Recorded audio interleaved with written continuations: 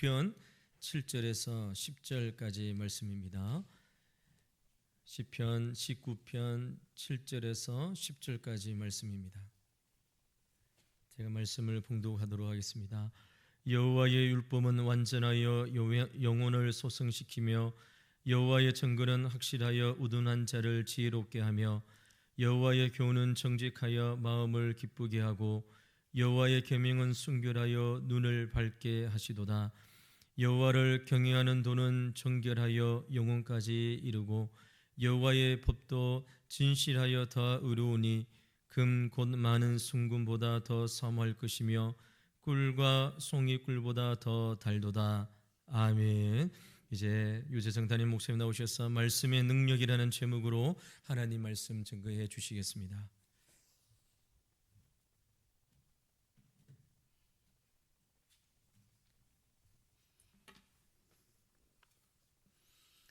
할렐루야. 하나님께 주시는 은혜와 평강이 이 시간 우리 모두의 심령권 충만하시기를 주님의 이름으로 축원드립니다. 하나님께서는 말씀을 통해서 자신을 계시하십니다. 하나님께서는 말씀을 통해서 하나님 자신이 어떤 분이신지 그리고 하나님의 뜻이 무엇인지를 알게 하십니다. 말씀을 통해서 하나님께서는 은혜와 축복이 무엇인지를 알게 하시며 말씀을 통해서 구원에 이르는 지혜를 얻게 하십니다. 말씀을 통해서 하나님께서는 하나님의 백성과 함께 하십니다. 하나님의 백성이 하나님의 백성답게 사는 삶의 원리들을 말씀으로 알게 하십니다. 그리고 하나님의 백성을 말씀으로 인도하십니다. 그러므로 하나님께서 우리 인간들에게 주신 최고의 선물과 축복은 하나님의 말씀인 성경입니다. 오늘 본문은 하나님 말씀을 여호와의 율법, 여호와의 증거, 여호와의 교훈, 여호와의 계명, 여호와를 경외하는 도라고 표현하고 있습니다. 이렇게 표현한 것은 하나님의 말씀은 순종해야 될 하나님의 명령으로 되어 있음을 깨닫게 하는 것입니다. 이 시간에는 그 하나님 말씀의 능력을 함께 생각하면서 은혜를 나누고자 합니다. 첫째로 하나님의 말씀은 우리의 영혼을 소성시키는 능력이 있습니다. 본문 7절 상반절 말씀을 보면 여호와의 율법은 완전하여 영혼을 소성시키며 라고 말씀하십니다. 소성이라는 단어는 정신을 잃었다가 다시 깨어나다, 큰 병을 앓고 난 후에 몸이 회복되다, 치료를 받다. 그리고 오늘 본문의 뜻에 합당하다고 생각되는 고난으로 인하여 실족하였던 심령이 기력을 회복하다라는 뜻을 가지고 있습니다. 사람이 육체의 건강을 유지하려면 음식을 잘 먹어야 합니다. 그와 같이 영혼의 건강을 유지하려면 영의 양식인 하나님의 말씀을 먹어야 합니다. 하나님의 말씀을 묵상해야 합니다. 하나님의 말씀에는 생명이 있습니다. 하나님의 말씀은 우리 영혼으로 새 힘을 얻게 합니다. 하나님의 말씀은 완전하며 우리 영혼을 치유하며 회복시키며 살리기에 부족함이 없는 영의 양식입니다. 사람들은 이렇게 말하죠. 건강한 정신은 건강한 육체에서 나온다. 사람이 정신이 건강하려면 육체가 건강해야 한다. 이런 말인 거죠. 그러나 이 말은 일부는 맞고 일부는 맞지 않습니다. 육체의 건강함이 언제나 영혼의 건강을 의미하지는 않는다는 사실을 명심해야 됩니다. 육체가 건강하면 언제나 영혼도 건강한가? 그렇지 않다는 겁니다. 현대 사회 속에서는 육체는 건강해 보이지만 영혼이 상처를 받고 슬픔과 외로움으로 병들어 있는 사람들이 많이 있습니다. 겉으로 볼 때는 건강한 사람이에요. 만나서 이야기할 때는 건강한 사람이에요.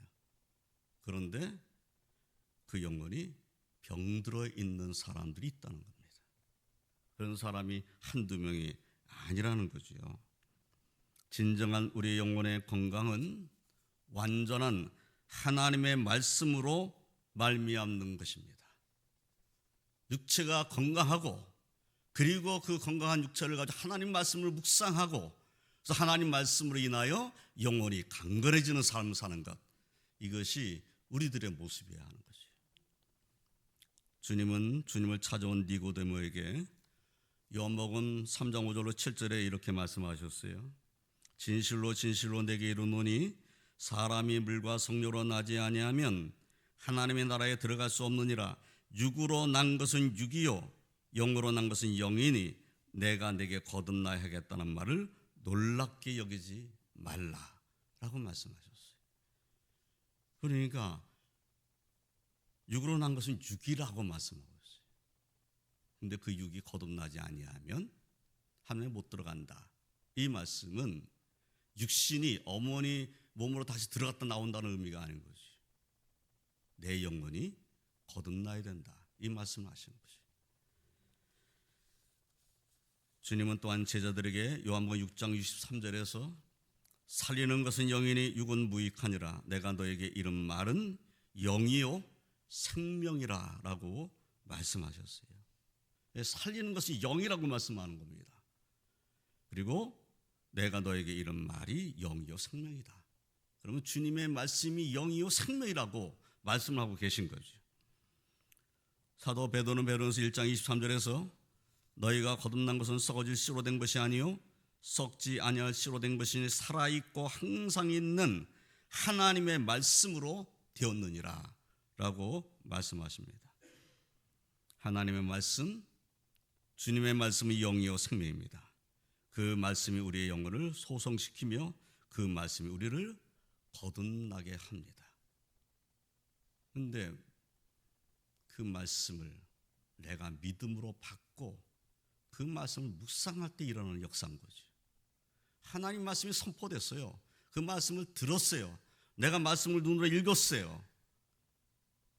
그런데 그 말씀을 깊이 묵상해서 이 말씀이 나를 향한 말씀으로 들을 줄을 모른다면 내 영혼을 소성시키는 능력 있는 하나님 말씀이 사실은 나를 소성시킨 능력이 있음에도 불구하고 내가 그 말씀을 사모하지 아니하고 그 말씀을 의지하지 않는 삶을 살고 있다면 하나님께서 기다리는 길밖에 없으신 것이. 나를 찾기를 그래서 하나님께서 원하신 거잖아요. 이스라엘 백성한테 외치시잖아요. 나한테 돌아와라. 하나님께 돌아가야 돼요.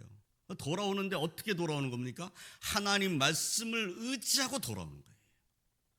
말씀을 믿는 믿음을 가져야 영원히 소성하는 역사가 일어나는 거지. 하나님의 말씀을 날마다 묵상하며 그 말씀의 은혜 안에 사시기를 주님의 이름으로 축원드립니다. 하나님의 말씀 우리의 심령 가운데 충만하면 우리 영혼은 더욱 강건할 것입니다. 두 번째로 하나님 말씀을 의존한 자로 지혜롭게 하는 능력이 있습니다. 본문 7절 하반절의 말씀을 보면 여호와의 증거는 확실하여 우둔한 자를 지롭게 하며 라고 말씀하십니다. 하나님의 말씀에는 오류가 없습니다. 하나님의 말씀은 확실하며 믿을만 합니다. 하나님의 말씀은 진리입니다. 그러므로 하나님의 말씀은 지혜롭게 하는 능력이 있습니다. 우둔한 자, 지혜가 부족한 자를 지혜롭게 합니다. 그런데 하나님의 말씀을 믿음으로 말미암아 얻어진 지혜는 세상의 지식이나 지혜와는 분명히 다릅니다. 하나님 말씀으로 얻어진 지혜는 하나님의 뜻을 아는 지혜입니다.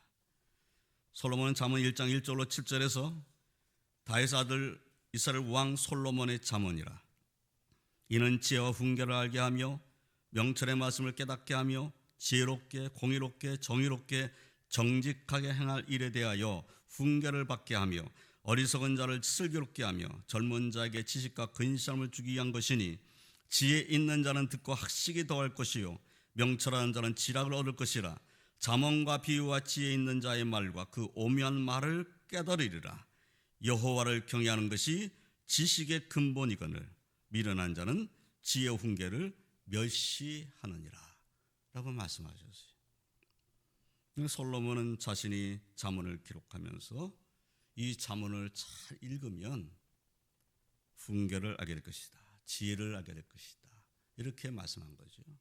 그런데 솔로몬이 이 길게 말씀하면서 이렇게 말씀한 거예요. 여호와를 경외하는 것이 지식의 근본이다.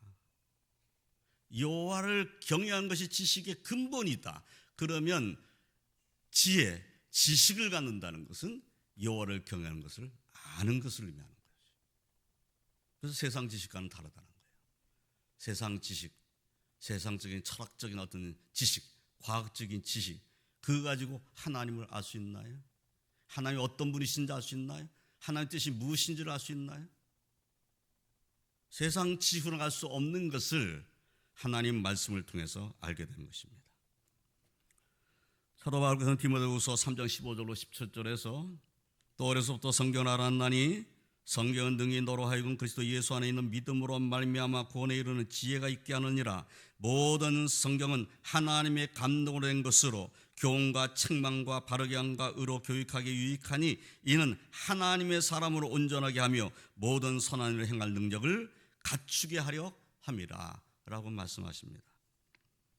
하나님의 말씀을 얻은 지혜는 여호와를 경외하게 하는 지혜입니다.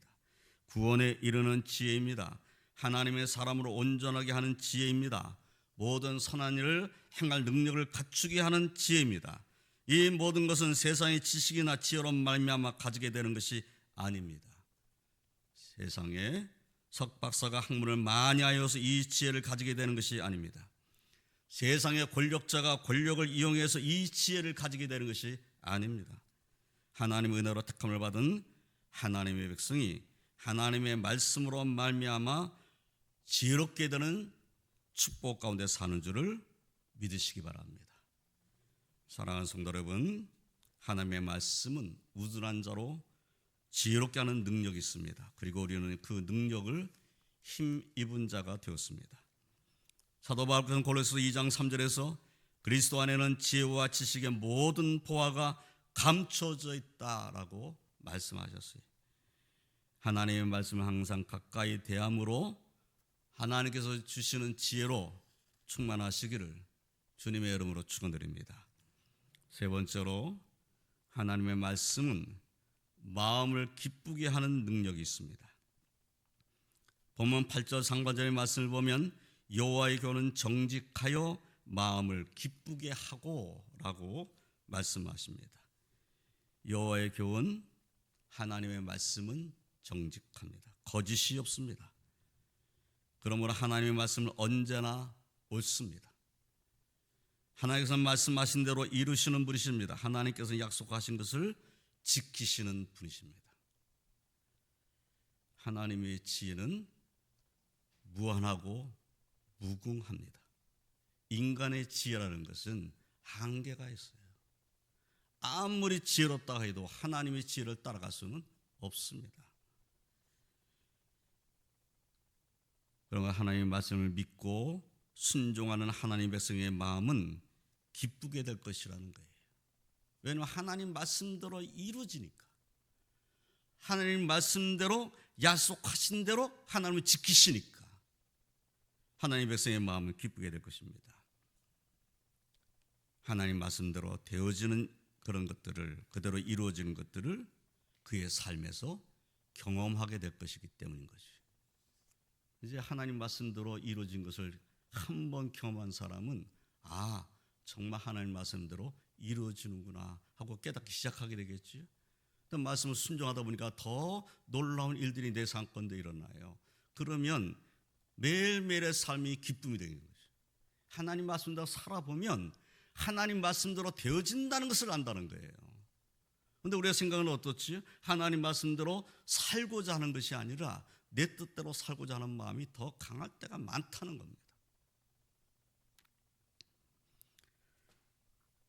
시편 1편 1절로 3절의 말씀을 보면 복 있는 사람은 악인들의 꾀를 따르지 아니하며 죄인들의 길에 서지 아니하며 오만한 자들의 자리에 앉지 아니하고 오직 여호와의 율법을 즐거워하여 그의 율법을 주야로 묵상하는도다. 그는 시냇가에 심은 나무가 철을 따라 열매를 맺으며 그 잎사귀가 마르지 아니한 같으니 그가 하는 모든 일이 다 형통하리로다.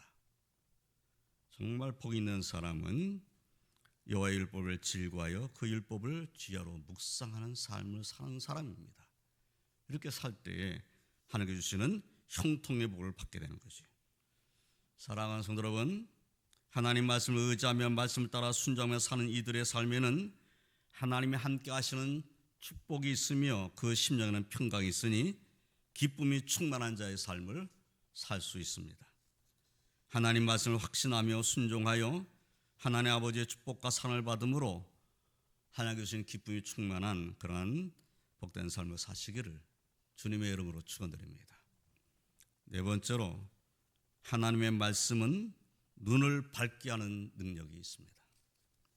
본문 8절 하반절의 말씀을 보면 여호와에게만 순결하여 눈을 밝게 하시도다 라고 말씀하십니다. 눈을 밝게 한다는 것은 육신의 눈이 더 잘 보게 된다 하는 뜻은 아닐 것입니다. 하나님의 말씀은 순결하여서 어떠한 삶을 살아야 하는지, 어떠한 길로 가야 하는지를 알게 하신다는 의미로 깨달아야 합니다. 순결한 삶이 무엇인지, 순결한 삶을 살려면 어떤 길로 가야 하는지 그것을 알게 하시는 것이 하나님의 말씀인 거죠. 하나님의 말씀은 순결하며 하나님의 말씀은 빛입니다. 그러므로 우리의 영의 눈이 밝아지게 하여 바른 길을 가게 하시는 것입니다. 시편 119편을 쓰신 분은 시편 119편 105절에서 이렇게 말씀했습니다. 주의 말씀은 내 발의 등이요 내 길의 빛이니이다. 이분은 깊이 깨달은 거지요. 하나님 말씀이 내 발의 등이다. 하나님 말씀이 내 길의 빛이다. 하나님 말씀이 비추는 길로 가면 되는 거예요. 하나님의 말씀은 오늘날 우리의 가는 길에도 그 길을 밝혀준 등이요 빛입니다. 하나님의 뜻을 따라 가려고 하면 순결한 하나님의 말씀을 의지하며 기도하는 삶을 살아야 합니다. 그런데 우리가 하나님의 말씀을 순종하지 아니하고 하나님 앞에 순결하지 않은 삶을 살고자 할 때, 그때 하나님의 말씀 우리에게 경고를 하십니다. 자신의 허물을 보게 하십니다. 회개하게 하십니다. 그 경고를 듣고 돌이키는 사람이 복이 있는 사람입니다. 사실은 하나님 말씀이 내 발의 등이요 내 길의 빛이잖아요. 그런데 내가 그 길로 가지 아니하려고 돌이켰어요. 그러면 앞이 캄캄한 거예요. 빛이 없는 거야. 빛이 없는데 내 생각에는 이 길로 가야 맞다라고 생각하는 거지. 하나님 말씀은 거기는 아니야. 거기는 아니라고. 빛이 없는데 그 길을 찾고 가려고 하는 거예요. 그럼 가지 말라고 하나님 말씀은 계속 경고를 하는 거지.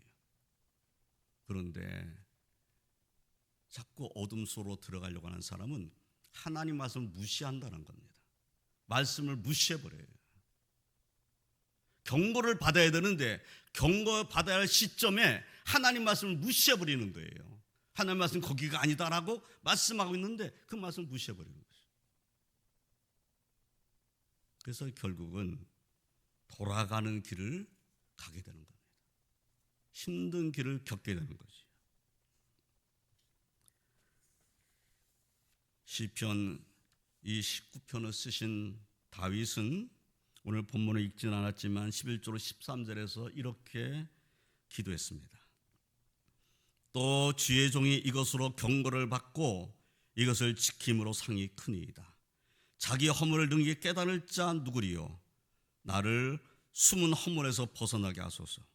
또 주의 종에게 고의로 죄를 짓지 말게 하사 그 죄가 나를 주장하지 못하게 하소서. 그리하면 내가 정직하여 큰 죄가에서 벗어나겠나이다. 다윗의 기도예요.